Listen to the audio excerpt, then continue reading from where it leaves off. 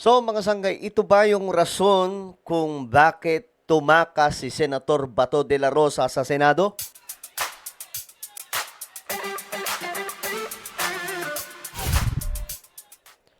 Hindi, kasi meron pong lumabas na impormasyon mula po sa kanyang abogado na si Torion, no?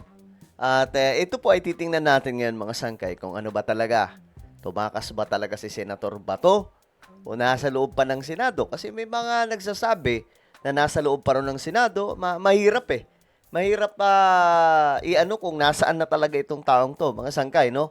Pag-usapan po natin ito. Anyway, bago tayo magpatuloy sa mga hindi pa po dyan nakakapag-subscribe, sa ating YouTube channel, makikita nyo po yung subscribe button sa baba ng video na to. I-click nyo lamang po yung subscribe, i-click ang bell, at i-click nyo po yung all. Sa mga nanonood po sa Facebook, i-follow nyo po yung ating Facebook page. Okay mga sangkay, so tingnan po natin itong balita kasi ngayon nga po, usap-usapan ang biglaang pagkawala ni Senator Bato sa eksena ngayon doon sa Senado. Hindi na daw pumakita. May mga nagsasabi na kaya daw ayaw na magpakita ni Senator Bato bagamat nasa loob pa siya ng Senado dahil nga raw po sa posibilidad na atakihin daw muli sila ng kung sino man yon. Okay? Ngayon, alamin po natin mga sangkay. Ito kasi, ito ang hahahaka na tumakas na daw po si Senator Bato. Ayon po ito sa mga media ng ating bansa.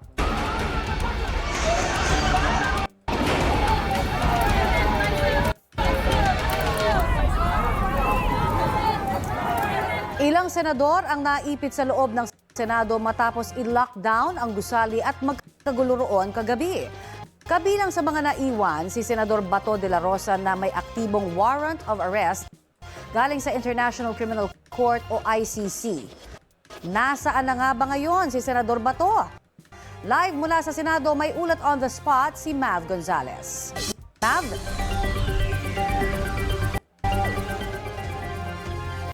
Connie, meron na tayong kumpirmasyon mula sa isang senador na nakausap ng GMA News na base daw sa ibinigay sa kanyang impormasyon ng isang miyembro ng Senate Secretariat ay wala na dito sa Senado si Senador Bato de la Rosa.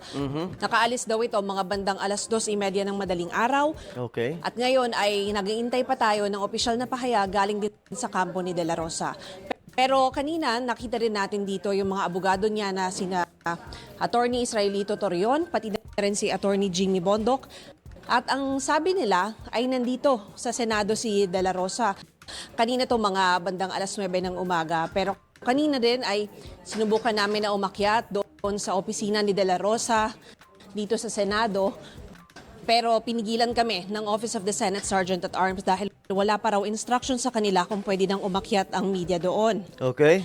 Sa ngayon din ay hinihinga natin ng pahayag si Senate President Alan Peter Cayetano at si Senador Robin Padilla dahil merong impormasyon na nakarating sa atin na umalis daw si Senador Bato kaninang madaling araw kasama si Senador Robin Padilla gamit ang sasakyan ni Padilla. Wala pa itong opisyal na kumpirmasyon, Connie. Ang nakuha lang natin na kumpirmasyon ay yung nakaalis na nga itong si De La Rosa. Okay, so ano man ang totoo dyan, ano to eh, gulangan ng ano to, gulangan eh. Kabilang side, manggugulang. Side naman nila ba to, manggugulang. So, kanya-kanyang ano to, mga sangkay, kanya-kanyang diskarte ngayon.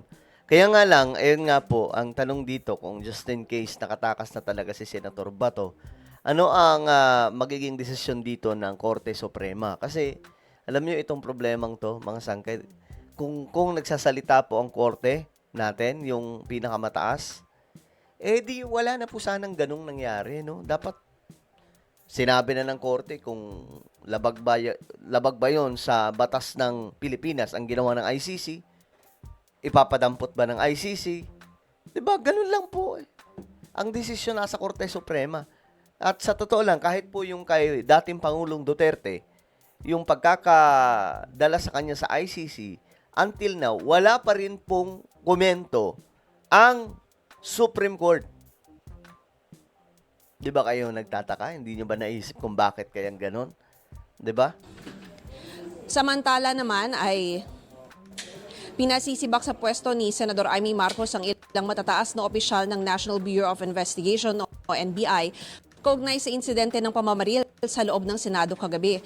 Sa liham na ipinadala niya kay Pangulong Bongbong Marcos, hiniling niya na pansamantalang tanggalin sa pwesto sina NBI Director Attorney Melvin Matibag, NBI National Capital Region Chief Attorney Emeterio Dongalio Jr., at NBI Organized and Transnational Crime Division Chief Attorney Jerome Bomediano. Pero duda kung tanggalin niya ni PBBM. Tingin ko hindi niya tatanggalin si Matibag kasi parang ito yung first time na itong NBI naging aktibo, 'di ba?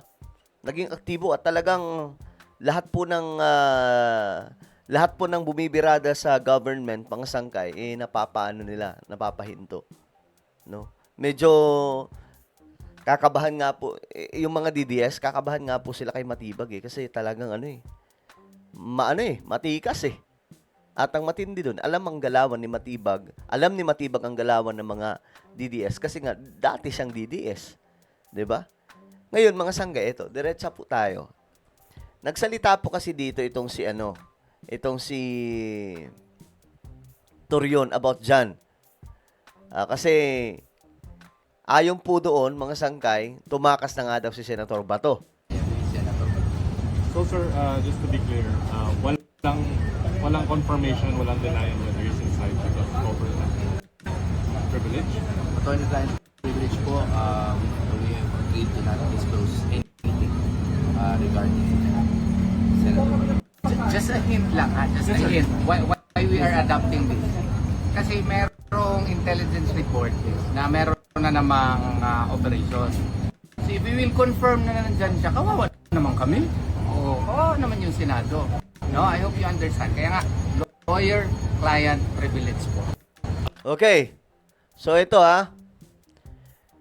may intelligence report naman na namang operation. Na meron na naman daw pong operasyon laban kay Bato. Yung kagaya ng nangyari kagabi.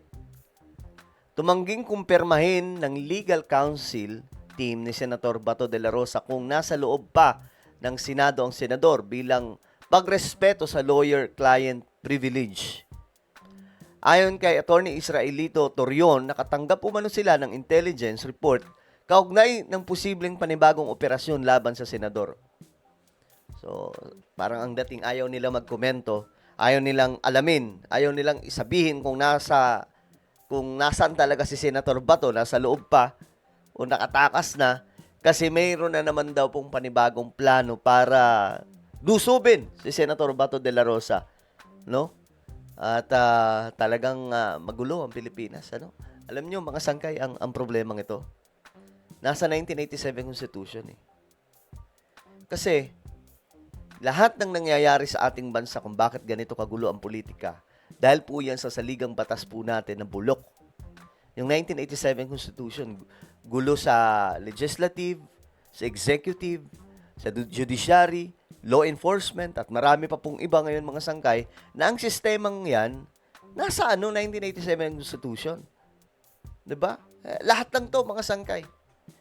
May mga iba nagsasabi na bago ayusin ang sistema, palitan natin ng mga tao. No, guys. Mahirap palitan ng mga tao. Pero pag pinalitan ang sistema, pag inayos yung sistema, lahat ng tao ay titino. Parang ganito lang yan. Na pag nasa Pilipinas ka, dahil bulok ang sistema sa ating bansa, siga ka. Diba? Matapang ka. Balasubas ka. Pero pag pumunta kang China, o di kaya pag pumunta kang Saudi Arabia, magganyan-ganyan ka, diba? Di mo po pwedeng gawin yun. Titino ka dun. Pag dito, balasubas ka, pero pag nasa Saudi Arabia ka, matino ka. Kasi maayos yung sistema. Depende sa sistema. Kahit gaano ka pa kasiraulo sa Pilipinas, once na mapunta ka sa isang bansa na may matinong sistema, stricto, titino ka. Yan po ang kailangan ng bansa po natin. Alright? Kaya ganito ang mga politiko ngayon, nag-aaway-away at ganito, mga sangkay, may mga desisyon na hindi natin alam kung ano ba talaga ang nangyayari, ano ba talaga ang totoo. Kita nyo mga sangkay, yung Supreme Court, hindi pa rin po sila nagsasalita mga sangkay up to now eh. And I don't know why. Diba? I don't know. Bakit ganun? Wala pa rin silang desisyon nagsalita na sila about doon na binigyan po ng 3 araw po ata yung si Senator Bato. Pero yung desisyon, ano ba talaga, tama ba itong nangyayari o hindi? Ano ang kanilang plano dyan? Diba? Wala eh. Well, ano po ang inyong opinion? Comment down below. Meron tayong YouTube channel. Ito po ay Sangke Revelation. Hanapin niyo po ito sa YouTube. Ngayon din, magaganda po yung topic natin dito about po sa second coming of Jesus Christ, mga end time events, related po sa mga current events ngayon. Alright? So, ano po ang inyong opinion? Comment down below at i-subscribe niyo po itong ating YouTube channel. God bless everyone.